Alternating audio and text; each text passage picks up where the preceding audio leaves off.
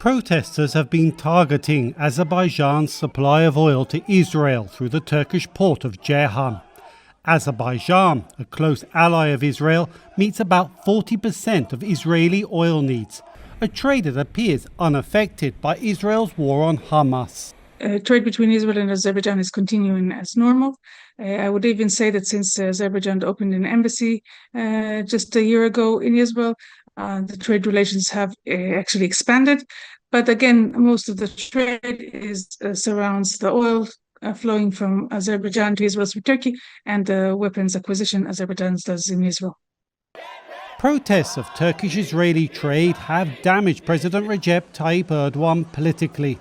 His AK party suffered substantial losses in local elections in March, and analysts say trade with Israel, along with Turkey's economic crisis, were major reasons why voters turned against him. Had there not been the economic crisis, probably they wouldn't be also so concerned about the trade with Israel. But the economic crisis somehow removed the rose-colored glasses of many people in Turkey, including the AK Party supporters. So they started to see things as they are, and they started to criticize the government. Following his local election defeat, Erdogan imposed an Israeli trade embargo, boasting that Turkey was at the forefront of confronting Israel. But Erdogan has close ties with Azerbaijan's President Ilham Aliyev, and Azerbaijan's state energy company, SOCA, is the biggest international investor in Turkey. Therefore, analysts say stopping Azerbaijani oil exports to Israel is difficult for the Turkish leader. There are other factors for Turkey to consider. Azeri-Israeli relationship has been consolidated. It is a bulwark against Iran as well, in some regards. And therefore, Azeris, although I'm sure they are also unhappy with what's happening in Gaza as a result of the Israeli land forces attack, and they would probably impress on Erdogan not to go that far.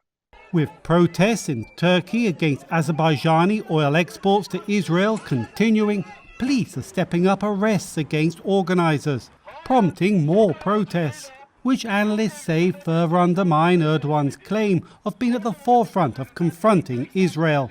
The government said that they stopped the trade with Israel, but somehow it's continuing in other ways. So I think the real culprit, more so than the Azerbaijan companies or the Azerbaijan Aliyev or other circles in Azerbaijan itself, it will be the government who's going to be held responsible for those protesting and for the conservative basis specifically. With many protesters drawn from Erdogan's traditionally religious conservative base, analysts warn the political cost for the Turkish leader over the ongoing oil trade with Israel is likely to grow. Dorian Jones, VOA News, Istanbul.